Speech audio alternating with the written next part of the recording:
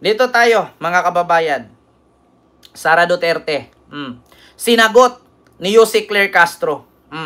Kasi ang sabi dito, mga kababayan, sabi ni Jose Claire, hindi sagot ang pagbabiyahe kung may problema ang bansa. Sabi kasi ni Sara, ang kanya daw pagtatravel sa ibang bansa, ang kanyang pagbabiyahe sa ibang bansa, part daw yan ng trabaho niya bilang Vice President. Kasi alam niyo kung bakit, mga kababayan, ang sabi ni Sara, frustrated na daw ang mga Pilipino dahil sa nangyari sa ating bansa. Kaya siya ay bumabiyahe at binisita niya ang iba't ibang bansa na may mga Pilipino. Bibisita ba talaga o advance pangangampanya para 2028 election? Frustrated na daw ang mga Pinoy. Hindi daw gusto ang pamamalakad ni Marcos. Marami daw mahirap, maraming problema ang Pilipinas. Kaya pumunta daw siya sa ibang bansa para harapin ang mga Pinoy na na-frustrate. Eto, sinagot ni Jose Claire Castro ngayon. Hello, Yusek. Good morning po. Yusek, hingin lang po namin yung reaction niyo doon sa naging statement ni Vice President Sara Duterte. Ang sabi niya po, sa totoo lang, hindi naman po ako nagta-travel dahil gusto kong mag-travel. Nagta-travel ako, lumalabas ako ng bansa dahil frustrated ang Filipino communities abroad sa nangyayari dito sa ating bayan. So ano po ang statement ng palasyo dito? Thank you. Well, una siguro nga po, mapa-frustrate yung mga kababayan natin abroad. Dahil ang Pangulo po ay nasa Pilipinas, nagtatrabaho, inaayos yung mga problema, at lumalaban sa mga anomalya at korupsyon. Samantalang ang Vice Presidente ay madalas na nasa personal trip at hindi po sagot ang pagbabiyahe para masolusyonan kung may problema man ang bansa. Hindi po trabaho ng Vice Presidente at wala po sa konstitusyon na kailangan siya magbiyahe para siraan ang Pangulo at para hilingin sa taong bayan ang pagbagsak at pagtanggal sa pwesto ng Pangulo. Unang-una, dahil pag pinatanggal po ang Pangulo sa kanyang pwesto, ang makikinabang po dyan ay ang Vice Presidente. Hindi po iyon trabaho ng Presidente. Maliwanag naman po siguro yan sa ating konstitusyon. At siguro dapat mas maging maliwanag lamang na ang personal trip ay pang-personal agenda. Diba, mga kababayan? Yun ang sagot ng palasyo sa sinabi ni Sara. Bakit? Ang dinahilan kasi ni Sara, mga kababayan, frustrated na daw ang mga Pilipino sa ibang bansa, yung mga OFW. Kaya daw po, siya ay lumilipad, pumupunta doon, hinaharap daw niya itong mga frustrated OFW na DDS. Ngayon, mga kababayan, tanungin ko kayo, paano ba naging frustrate ang mga OFW na yan? Sa anong kadahilanan? Tanong ko lang, mga kababayan, frustrated na daw itong mga OFW na pinupuntahan daw ni Sara dahil sa kahirapan sa Pilipinas. Huwag niyo pong idahilan yung kahirapan sa Pilipinas. Kasi bakit? Hindi po ako naniniwala, Sara, na naghirap ang Pilipinas. Mas inuna nyo pambili nyo ng load, pang TikTok at panggawa ng fake news kaysa sa pambili ng bigas?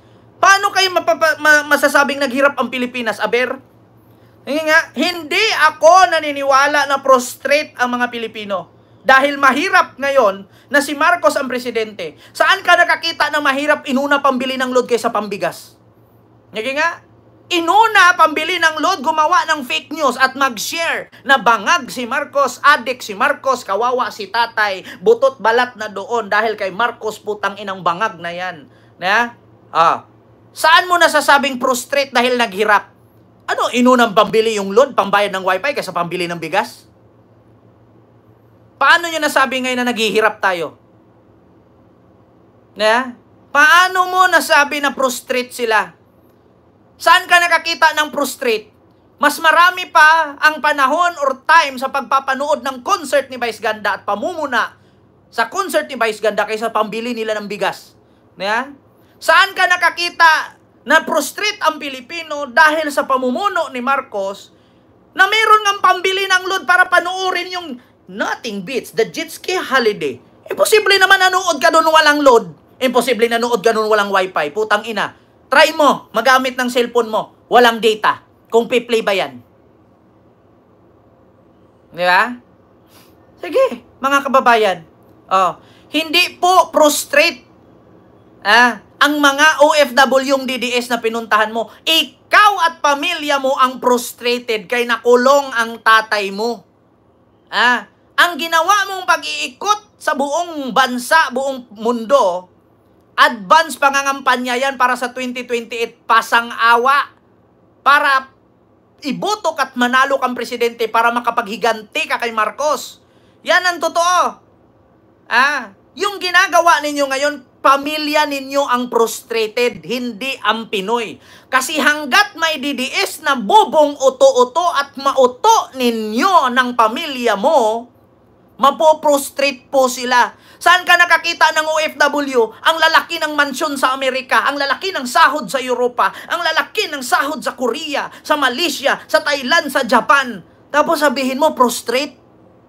Saan ka nakakita ng mga DDS dyan na supporter na nagtrabaho sa Korea, nagtrabaho sa Europa, na hindi sumasahod? Pamilya ninyo ang prostrate dahil nakulong ang hari ninyo. Yun ang totoo. Huwag mong idamay ang Pilipino, Sara. Ang totoong na prostrate yung pamilya ninyo, hindi ang OFW. Kasi as long as nandyan kayo, nagpapaawa kayo at sabihin yung kinulong si Digong, 80 anyos, mamatay na yan, hindi sila naawa. Sa Pilipinas, kapag 80, papauwiin na yan. Bakit hindi i-house arrest? Kawawa naman dating presidente na nambudol ng war on drugs. Yung mayaman, sa pambubudol, sa kimi-kimirot na war on drugs. Tapos sasabihin, prostrated, OFW. Sara, hindi totoo yan. Kung prostrated ang Pilipino dahil naghirap sila sa Pilipinas dahil sa pamumuno ni Marcos, pero ba't ang dami nilang load para makapag-share at galit na galit pa nga sila kay Vice Ganda? Anong unahin nila? Yung pambili ng load? Para gumawa ng komento sa video ni Vice Ganda kaysa sa pambili nila ng bigas? Paano nyo nasabing prostrated? Anong klaseng frustration yan? Mahirap? Walang bigas? Walang makain? Pero ang daming pambili ng load at pang-post sa TikTok? Sa Facebook? Pagpakalat ng fake news? Yan ba ang unahin ninyo? Anong unahin ninyo? Pambili ng load para magkalat ng fake news? Or pambili ng bigas para makakain? Huwag kayo maniwala na naghirap ang Pilipinas, mga kababayan. Hindi po ako naniniwalang mahirap ang Pilipinas, putang ina. Hindi ako naniniwala. Bakit? Basihan ninyo yung views ni Vice Ganda sa concert. Tignan ninyo yung mga in-upload na video sa concert ni Vice Ganda na may jet ski holiday. Doon mo makikita na walang Pilipinong naghirap kung milyon-milyon ang views ni Vice. Saan ka nakakita na naghirap? Mas unahin lang pambili ng load para ulin yung video kasi siniraan si Tatay Digong nila. Ano unahin nila? Yung load pambili para mapanood o yung bigas para pangkain laman sa tiyan? Huwag kayo maniwala dyan. Huwag kayo maniwalang prostrate. Ang sabihin ninyo, pamilyang Duterte ang prostrated. Kasi yung tatay nila na yung pinakapuno, pinutol na, ugat na lang natira. At naghihingalong tumubo kasi matanda na. Huwag kayong paniwala dyan, prostrate. Hindi po sagot sa kahirapan ang pagtatravel. Ang sagot sa kahirapan para mawala ang pagiging mahirap, magtrabaho.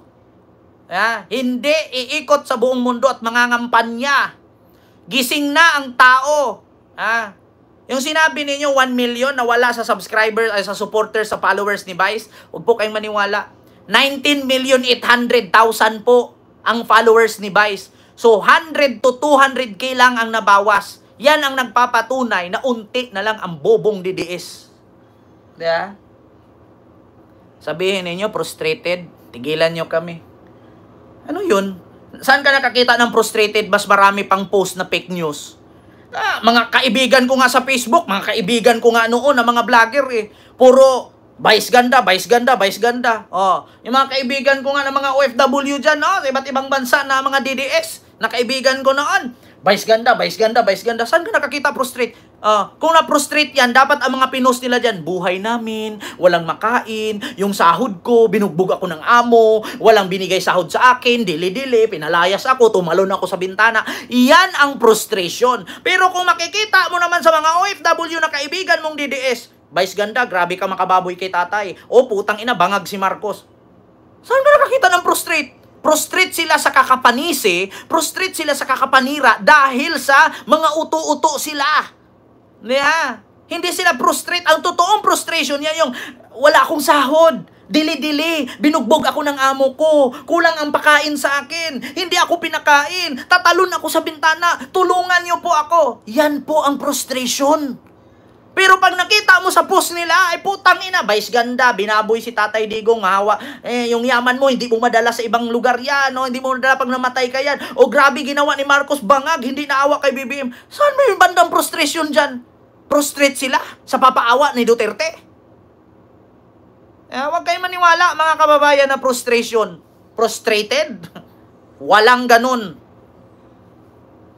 Tanga lang ang maniniwala dun. Saan ka nakakita? Pilipino na frustrate dahil sa pamumuno ni Marcos, kaya kailangan ni Sara lumipad sa ibang bansa, harapin ang mga OFW na na-frustrate or frustrated. So anong klaseng frustration yan? Anong klaseng pagka-frustrated yan? About ba sa buhay nila o about sa pagpapaawa ninyo? Kay Digong sa kanila. Biruin ninyo I will tell you frankly, mga kababayan, TYT Gas, salamat po. Sushi Su, maraming salamat. Ito sa totoo lang, ang mga DDS na OFW na frustrate yan kay Duterte. Frustrated sila kay Digong. Bakit? Sa kakapaawa ng mga kapwa nila bubong DDS, kawawa si Tatay Digong. Tignan ninyo ang lalayo ng binabiyahe basta makapunta lang sa dahig. Tapos sabihin nyo, frustrate dahil kay Marcos, frustrate dahil kay Digong, dahil inuuto ninyo. Ang daming OFW doon na nakaginto pa, ang gaganda ng mga bag. Naka Chanel, naka Prada, naka Gucci, Michael Kors. Tapos sabihin ninyo, frustrated. Frustrate kay Digong. Yun ang totoo. Kasi binibilog ninyo ang utak nila Tignan ninyo kung hindi nyo pag-usapan si Duterte. Kung patahimikin nyo yan hanggang sa mamatayan dyan at magi 40 days at 1 year anniversary, walang ma-frustrate. Saan ka nakakita na naging OFW ka tapos frustrated ka doon? Maliban na lang kung hindi ka sinasahuran, hindi ka pinapakain, pinalayas ka ng amo mo, binugbog ka. Yun, frustrated ang tawag doon. Pero yung mas may time pa sila na manood sa rally mo, hindi frustrate yan. Pang-uuto ang ginawa ninyo at advance pangangampanya yan para sa year 2028 election. Saan ka nakakita frustrated? Mas marami pang load kaysa sa pangbigas? Tigilan nyo nga ako. So yun lang mga kababayan. Hindi ko na masyadong habaan. Yun po ang katotohanan. Hindi po sagot sa kahirapan ang pagta-travel ni Sara. Sa pamilya lang po niya yan. Sa tingin ninyo talaga, si Sara tatakbo para sa bayan? Hindi. Tatakbo yan para maghiganti sa nangyari sa kanyang pamilya. Yun ang totoo. Aminin nyo man sa hindi, tanggapin ninyo. Tatakbo si Sarang presidente sa 2028 para ipaghiganti ang tatay niya. Hindi siya tatakbo para sa inyo. Tignan nyo. Kahit saan bansa siya pumupunta, tatay niya. Saan yung para sa inyo? Kahit nga magsuntukan kayo sa harapan niya ang sabihin ni Sara, tama na yan, pasensya na. Hindi kayo tutulungan. Try nyo, puro DDS magsaksakan kayo. Kung may Sara bang pupunta sa inyo magbigay ng band-aid. Walang ganon. Kaya sila nagkakaganyan for the sake of her family and for her tatay. Not for the people. So yun po yun, mga kababayan. Hindi ko na po habaan. Maraming salamat po.